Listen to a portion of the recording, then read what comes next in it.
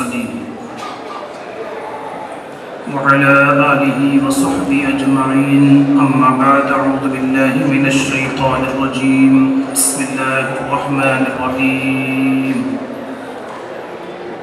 أغناهم الله ورسوله من فضله آمنت بالله صدق الله مولانا العظيم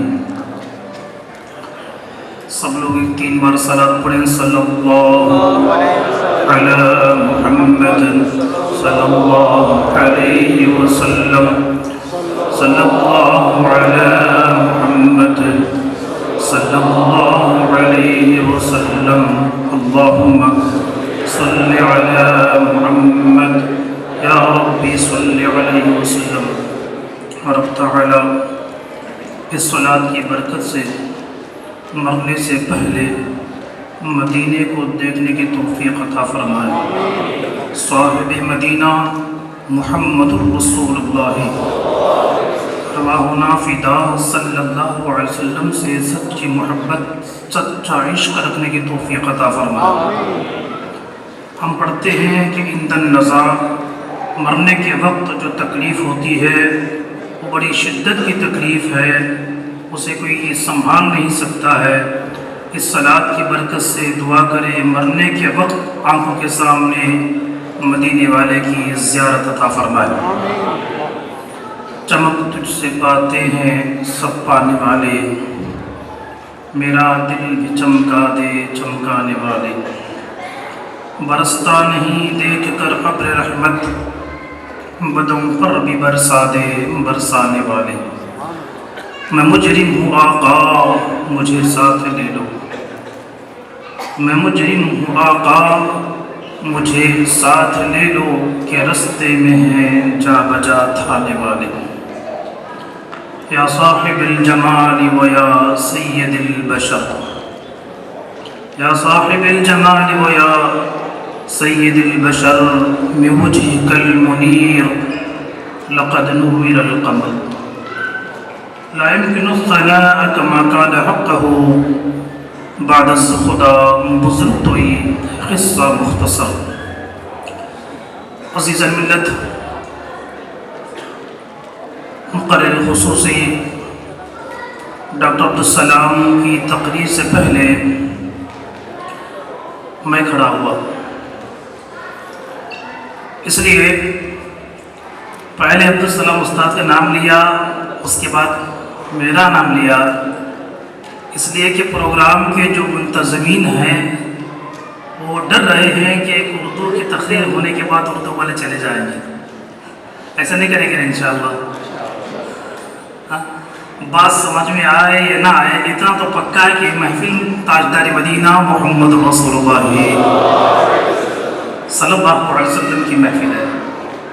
جہاں اپنے حبیب کا ذکر ہوتا ہے وہاں اللہ کی رحمت ساتھ ہوتی ہے اور فرشتے ساتھ ہوتے ہیں۔ ہمارے دبئی کمیٹی کے پہلے پریزیڈنٹ بڑوا بشیر حاجی صاحب انشاءاللہ اسٹیج پر آئیں گے۔ عزیزوں، الحمدللہ القادثہ UAE کے نیشنل صدر عبدالحمید سعدی استاد ہیں، دیورشل استاد ہیں، مرکز کے صدر صاحب السلام ہیں، ہمارے نوید بھائی ہیں، فیضی استاد ہیں، عبدالرحیم اڈور صاحب ہیں، آپ تمام حضرات کو اللہ سلامت رکھے۔ میلاد کے موقع پر کل ابوظہبی میں عبدالسلام استاد کی جو تقریر تھی، لوگ ان کی آنکھوں سے پانی بہہ رہا تھا۔ عبدالسلام استاد کا ایک جملہ یہ تھا کہ آج کل لوگ اپنے رسول کے اختیار کو نہیں مانتے ہیں۔ ان کے ایک جملے کو آج میں تشریح کر کے گفتگو ختم کرتا ہوں۔ آج ہمیں جس چیز کی ضرورت ہے وہ مدینے والے آقا محمد الرسول اللہ صلی اللہ علیہ وسلم کی محبت ہے۔ لوگ کہتے ہیں کہ میلاد کیوں کرتے ہیں، نبی کی پیدائش پر خوشی کا اظہار کیوں کرتے ہیں؟ سادہ جواب دے دے، جو ہم کو یاد کرتا ہے ہم اسے یاد کرتے ہیں، جو ہم کو یاد کرتا ہے ہم اسے یاد کر، ہم نمک حلال ہیں، نمک حرام ہے نہیں ہے، سب کو معلوم ہے۔ تاجدار مدینہ محمد رسول اللہ صلی اللہ علیہ وسلم دنیا میں تشریف لائے، پہلا قدم رکھا، فرماتے ربی حب لی امتی، یا اللہ میری امت میرے حوالے کر دے۔ معراج ہوئی، 1,24,000 انبیاء و رسول اللہ کو نہیں دیکھے کیا؟ کوئی پیغمبر کوئی رسول اپنی آنکھوں سے رب کو نہیں دیکھا ہے۔ اگر کوئی پیغمبر بیداری کی عالم میں اللہ کو دیکھا ہے وہ کون ہے؟ میرے آقا محمد الرسول اللہ صلی اللہ علیہ وسلم۔ ایسے منصب پر جب پہنچے وہاں بھی یاد کرتے یا اللہ میری امت کا کیا ہوگا۔ جب براق لایا گیا ہے نا، براق بیٹھنے سے پہلے نبی روتے ہیں، رونے کا ٹائم ہے کیا ہو؟ خوشی کا ٹائم ہے، جہاں کوئی نہیں گیا ہے وہاں جا رہے ہیں۔ براق پہ بیٹھنے سے پہلے آنکھوں کے اندر آنسو ہیں، پوچھا جبرائیل علیہ السلام نے، یا حبیب یا رسول اللہ،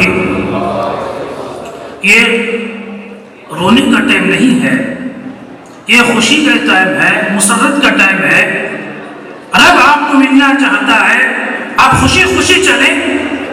محبوب فرماتے نوجوانوں غور سے سنو، اللہ کے حبیب فرماتے ہیں اے جبرائیل آج مجھے رب کے پاس جانے کے لیے براق ہے، کل میری امت صراط کیسے پار کرے گی، ان کا حشر کیا ہوگا، میری امت کی یاد مجھے رلا رہی ہے۔ جبرائیل علیہ السلام عرض کرتے ہیں یا اللہ تیرے محبوب کے اندر اس امت کا درد کوٹ کوٹ کے بھرا ہوا ہے۔ نماز چھوڑنے والے، جوئے ڈر سے زندگی گزارنے والے، نمازوں کو قضا کرنے والے، والدین کو تکلیف پہنچانے والے، حلال حرام کی تمیز نہ کرنے والے، ذرا سوچیں تو صحیح۔ تاجدار مدینہ فرماتے ہیں یا مجھے یہاں سواری کا انتظام ہے، جب میری امت صراط کے قریب سے گزرے گی وہاں کیا ہوگا، حکم ہوتا ہے اے جبرائیل آپ فرما دیں یا رسول اللہ جب آپ کی امت صراط کے قریب آئے گی یہ جبرائیل ہاتھ پکڑ کے ان کو پار کرا کے دے گا۔ بتائیے یہ جو ہر موڑ پر ہم کو یاد کیا ہے ہم اس کو یاد کریں گے کہ نہیں کریں گے؟ آپ وزٹ میں آتے ہیں پریشان ہو جاتے ہیں، ایک وقت کا کھانا اگر آپ کو کوئی دے دیتا ہے، ایک مہینے کے کوئی بیڈ اسپائس دے دیتا ہے، آپ اس کو مرنے تک سے یاد رکھتے ہیں۔ میں وزٹ میں آیا تھا، ایک مہینہ بیڈ اسپائس مجھے مل گیا تھا، 4 دن کی روٹی مجھے مل گئی تھی، اسے آپ نہیں بھولیں گے۔ بتائیے جو 4 دن ساتھ دیتا ہے ہم اسے بھول نہیں سکتے، جو زندگی دیا ہے اس محمد مصطفیٰ صلی اللہ علیہ وسلم کم کیسے فراموش کر سکتے ہیں؟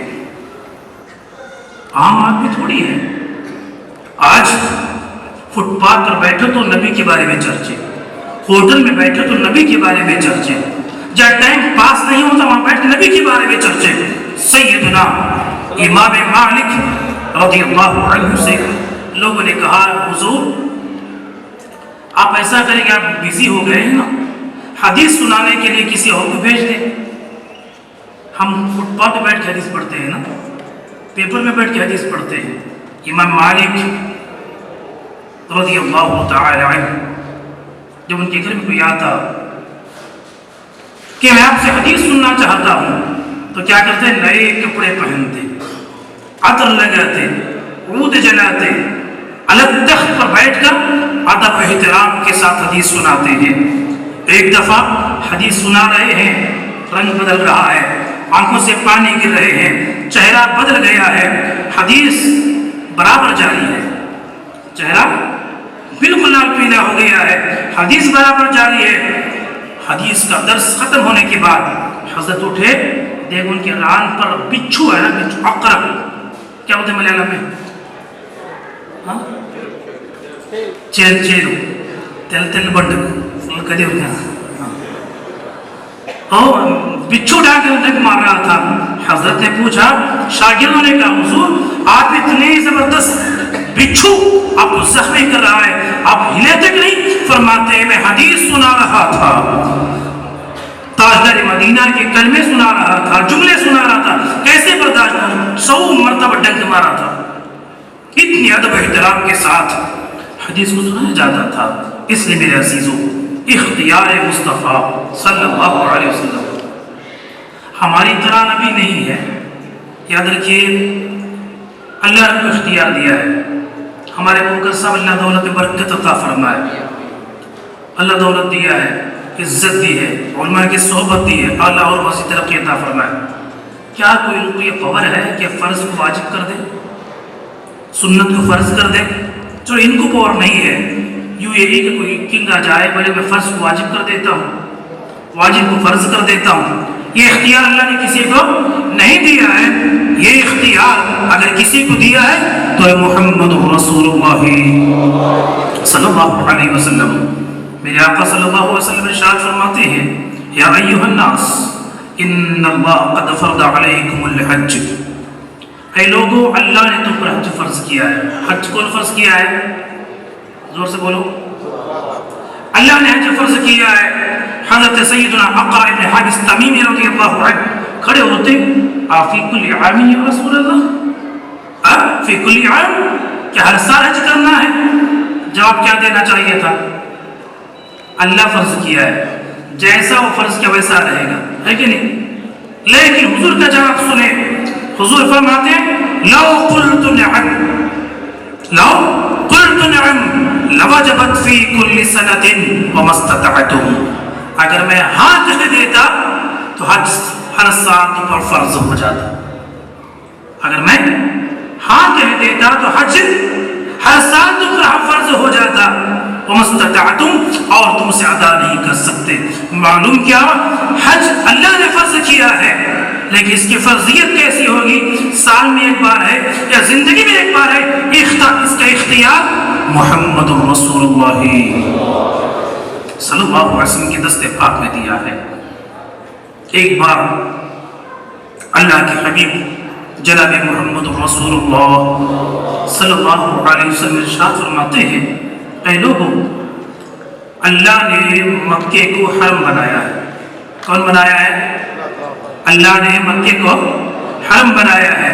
یہاں گھاس کاٹنا حرام ہے, یہاں کے جھاڑ کو کاٹنا حرام ہے, شکاری کو مارنا حرام ہے. حضرت سیدنا عباس رضی اللہ عنہ کھڑے ہو گئے, الا الاذخر, الا الاذخر فانه لبيوتنا ولقبورنا ولساقاتنا. یا رسول اللہ صلی اللہ علیہ وسلم, اذخر گھاس کو کاٹنے کی اجازت ہے, اذخر گھاس کو کاٹنے کی اجازت ہے. فإنه لبيوتنا, اس لیے اسے گھر بناتے ہیں, چھت میں لگاتے ہیں. ولقبورنا, میت کو دفن کرنے کے بعد قبر کے اندر لگاتے ہیں. ولساقاتنا, سونا پگھلانے کے لیے اسے استعمال کرتے ہیں. اسے اجازت دیں. حضور کیا فرمائے؟ اللہ حرام کیا ہے. اب میں کیسے نہیں, حضور فرماتے الا الاذخر, الا الاذخر, جاؤ میں تم کی ذخیر گھاس کاٹنے کی اجازت دیتا ہوں. تو معلوم کیا ہوا, ایک چیز حلال کرنا حرام کرنا اس کا اختیار اللہ نے اپنے محبوب محمد رسول اللہ کو عطا فرمایا ہے. صحابہ کرام رضی اللہ عنہ جب بھی کوئی پریشانی ہوتی وہ حضور کے پاس آتے تھے. ہم جاتے نہیں جاتے, انبیاء کرام اپنی قبروں میں زندہ ہیں, ان کو رزق روزی دی جاتی ہے. صحابہ کرام رضی اللہ عنہ جب بھی کوئی پریشانی آتی وہ نبی کے پاس آتے تھے. حضرت سیدنا ابو ہریرہ رضی اللہ عنہ ایک دفعہ کیا عرض کرتے ہیں, یا رسول اللہ مجھے نسیان کی بیماری ہے. کیا بیماری ہے؟ بھولنے کی بیماری ہے. جو کچھ میں سنتا ہوں بھول جاتا ہوں, فراموش کر جاتا ہوں. میرے لیے کوئی نسخہ دے. حضور بول سکتے تھے ڈاکٹر کے پاس جاؤ, بادام کھاؤ, پستہ کھاؤ, دوا کرو. نہیں, حضور فرماتے اُبسط ریدا کھاؤ, اپنی چادر پھیلاؤ, اپنی چادر پھیلاؤ. کیا مانگ رہے ہیں؟ مجھے میموری نہیں ہے. حضور کیا فرماتے ہیں؟ چادر پھیلاؤ اس ستردار کا. 2 بار ایسا کیا, اٹھایا, 2 بار اڈیلا. اس کے بعد فرماتے ہیں دمہو الی صدرک یا ابا ہریرہ, اے ابو ہریرہ اس چادر کو نکال کے اپنے سینے سے لگاؤ. حضور کیا فرماتے ہیں؟ چادر پھیلاؤ. جملے پہ غور کریں, یہ نہیں کہتے تھے دامن پھیلاؤ, ٹوپی نکال, نہیں, چادر پھیلاؤ. اس لیے آج جو کچھ میں آپ کو دے رہا ہوں وہ تمہارے دامن میں نہیں آ سکتا ہے, ہاتھ میں نہیں آ سکتا ہے, اس سے بڑی چادر پھیلاؤ. جب چادر پھیلائے دمہو الی صدرک یا ابا ہریرہ, اپنی چادر کو سینے سے لگاؤ. حضرت سیدنا ابو ہریرہ فرماتے ہیں ما نسیت بعد شیء سمعت عن رسول اللہ صلی اللہ علیہ وسلم. اس لمحے کے بعد میرے اندر سے نسیان کی بیماری, بھولنے کی بیماری ختم ہو گئی. ایک نصیحت چھوڑو, ایک حدیث چھوڑو, ایک حدیث کا زیر و زبر بھی, ایک حرکت بھی میں نہیں بھول پایا. اس لیے میرے عزیزوں, میلاد کے موقع پر جگہ جگہ میلاد النبی کا پروگرام ہوتا ہے. الحمدللہ دبئی میں اس بار چھوٹے زون سے لے کر سیکٹر سے لے کر بڑے بڑے کیسی ماتحت میں دوسرے تنظیم والے اعلیٰ پیمانے پر میلاد کا پروگرام کر رہے ہیں. اس لیے ہمارے آقا محمد رسول اللہ صلی اللہ علیہ وسلم ان سے بڑھ کر اللہ نے کوئی محسن پیدا نہیں فرمایا ہے. آپ کو معلوم ہے ہندوستان کی جن کو راشٹر پتا کہا جاتا ہے, گاندھی نے جب پہلی مرتبہ کانگریس حکومت پہ آئی تو گورنمنٹ کے سامنے, اپنے وزراء کے سامنے گاندھی نے کہا تھا ہندوستان کو بچانا چاہتے ہیں تو ایسی حکومت کرو جیسے مکے میں محمد کی حکومت چلتی ہے. آج معلوم ہے چاہے مسلمان ہو یا غیر مسلم ہو, سب کو معلوم ہے جس کی تعلیمات سے ہم نجات پا سکتے ہیں, جس کی تعلیمات سے ہم عزت حاصل کر سکتے ہیں, جس کی تعلیم سے ہم کو سکون ملتا ہے, وہ یہ کہ لیڈر ہے محمد رسول اللہ صلی اللہ علیہ وسلم. صحابہ رضی اللہ تعالی عنہ اپنی ہر خواہش حضور سے کے بیان فرماتے ہیں. ابو ہریرہ رضی اللہ عنہ ایک مرتبہ بھوکے ہو جاتے ہیں, ایک مرتبہ بھوک سے نڈھال ہو جاتے ہیں. اسلام میں بغیر وجہ کے بھیک مانگنا حرام ہے. اسلام میں بغیر سبب کے بھیک مانگنا حرام ہے. اللہ کے حبیب فرماتے ہیں جو بغیر وجہ کے بھیک مانگتا ہے کل محشر کے دن اللہ اس کے ناخن کو لوہے کے بنا دیتا ہے. اس کے ناخن ہے نا لوہے کے, وہ خود اپنا گوشت نکال کے کھاتا ہے. اللہ حفاظت فرمائے. ابو ہریرہ رضی اللہ عنہ بھوک سے پریشان ہیں, راستے کے کنارے کھڑے ہو جاتے ہیں. کیوں؟ اس لیے کہ کوئی میرے چہرے کو دیکھ کر کھانا کھلائے گا. معلوم ہوتا ہے نا بھائی بھوکا آدمی کیسا ہے, ہاں جو کھانا کھا آدمی کیسا ہے, دیکھنے سے پتہ چلتا ہے. ابو ہریرہ راستے کے کنارے کھڑے ہوئے, بڑے بڑے صحابہ کرام سامنے سے گزرے, کوئی پوچھ کے نہیں دیکھا, السلام علیکم وعلیکم السلام, آگے چلے گئے. ان کے سامنے آئے ہیں محمد رسول اللہ صلی اللہ علیہ وسلم. سامنے سے آئے, پوچھا ابو ہریرہ تمہارا چہرہ کیوں چھوٹا ہے, کیوں چلنے کی طاقت نہیں ہے؟ ابو ہریرہ فرماتے ہیں یا رسول اللہ 3 دن ہوئے ہیں, ایک ٹکڑا روٹی کا نہیں ملا ہے, ایک کھجور نہیں ملا ہے, چلنے کی طاقت نہیں ہے, بھوک نے مجھے مجبور کر دیا ہے, مجھے بھوک آپ کے آستانے پر روڈ پہ کھڑا کر دی ہے. اللہ کے حبیب صلی اللہ علیہ وسلم فرماتے ہیں چلو میرے گھر چلتے ہیں. ام المؤمنین سیدہ عائشہ صدیقہ رضی اللہ تعالی عنہا گھر میں ہے. فرماتے کوئی چیز ہے کھانے کو؟ ام المؤمنین فرماتی ہیں یا رسول اللہ 3 دن ہوا ہے گھر کا چولہا نہیں جلا ہے. اللہ مالک کونین ہیں, دونوں جہان کے مالک ہیں. فرماتے ہیں 3 دن ہوا ہے گھر کی چولہا نہیں جلا ہے, بھوکے ہیں, ایک گلاس دودھ باہر سے آیا ہے. کتنا؟ only 1 cup, ایک گلاس دودھ بے باہر کے پڑوس نے نیبر نے ہم کو دیا ہے, وہی گلاس میں دودھ ہے, لے کے آئے. ابو ہریرہ فرماتے ہیں مجھے پہلے ملے گا, مجھے پہلے ملے گا. لیکن حضور فرماتے ہیں اصحاب صفہ کو بلا کے لاؤ. کتنے ہو؟ 70 صحابہ. ابو ہریرہ پریشان ہے, 1 گلاس دودھ ہے, پر ساتھ کی ایک چمچہ ڈالے گا ختم ہو جائے گا, مجھے کچھ بھی نہیں ملے گا. 70 صحابہ کرام آ کے بیٹھے. ابو ہریرہ سے میرے آقا فرماتے ہیں اے ابو ہریرہ یہ دودھ سب کو پلاؤ، ایک کپ دودھ سب کو پلاؤ. ایک صحابی پیے، 2 صحابی پیے، 3 سے پیے، 70 صحابہ نے پیٹ بھر کر دودھ پیا ہے. ایک کپ دودھ سے 70 صحابہ نے پیٹ بھر کر دودھ پیا ہے. آخر میں دیکھے تو بے دودھ گلاس بھر کے بھرا پڑا ہے. ابو ہریرہ فرماتے میں خود پیا یہاں تک کہ دودھ مجھ پیٹھے آنے لگا. کیوں جناب ابو ہریرہ کیسا تھا وہ جامع شیر؟ کیوں جناب ابو ہریرہ کیسا تھا وہ جامع شیر جس سے 70 صاحبوں کا دودھ سے منہ پھر گیا؟ اس لیے آخری تقریر آپ کو استاد سماعت کرنی ہے. میں تقریر کرنے کے لائق نہیں ہوں، اس لیے کہ القادثہ نے ہماری کمر توڑ دی ہے. اب اتنی طاقت نہیں ہے کہ کوئی بڑی کتابوں کا ہم مطالعہ کریں، لمبی چوڑی آپ کے سامنے تقریر کریں. آپ کو معلوم ہے کہ القادثہ اہل سنت والجماعت کی پراپرٹی ہے. القادثہ یہ میرے باپ دادا کی آستی نہیں ہے، یہ آپ کی آستی ہے، یہ آپ کا ادارہ ہے. وہاں الحمدللہ 90 بچے کرناٹک کے 20 ڈسٹرکٹ کے بچے وہاں پڑھتے ہیں. وہاں کے کپڑے فری دیے جاتے ہیں، تعام فری دیا جاتا ہے، ان کو کھانے پینے کے انتظام فری کیے جاتے ہیں. بعض بچوں کے لیے رہنے سہنے کے انتظام میں آنے جانے کی ٹکٹ بھی آپ جو دیتے ہیں 10 درہم 20 درہم 100 درہم جو دیتے ہیں اس سے کے اخراجات پورے ہوتے ہیں. اس لیے میرے عزیزوں دنیا سے کیا لے کے جانا ہے؟ ہمیں ایک اچھا نام لے کے جانا ہے نا؟ ایک اچھا نام لے کے جائیں گے. اس لیے عاشق رسول دیوشر استاد کی تقریر سنیں گے.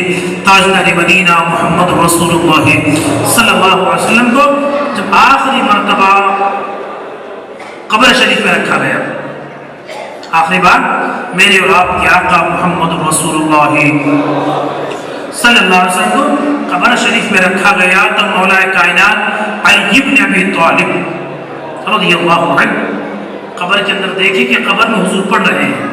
قبر میں حضور کیا کر رہے ہیں؟ پڑھ رہے ہیں. کیا پڑھ رہے ہیں؟ قبر ہے، قرآن پڑھتے ہوں گے، ذکر کرتے ہوں گے.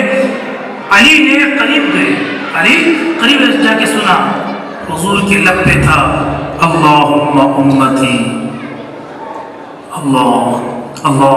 قبر کے اندر دفن کرنے کے بعد تختہ لگانے سے پہلے قبر کی ساری بندشیں کھول دی گئی.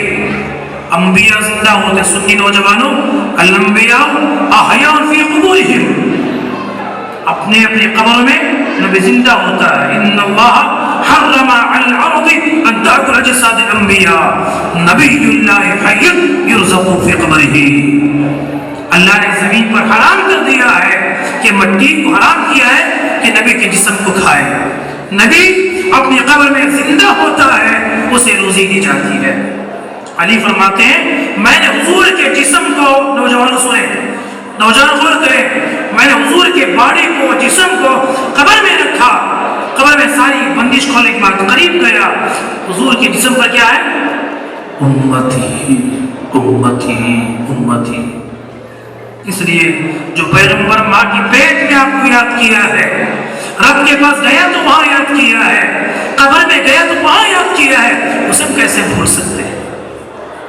اس دور میں آپ سنی بن کے زندہ ہے، یہ خدا کی سب سے بڑی نعمت ہے. الحمدللہ. یہ بار بولے الحمدللہ.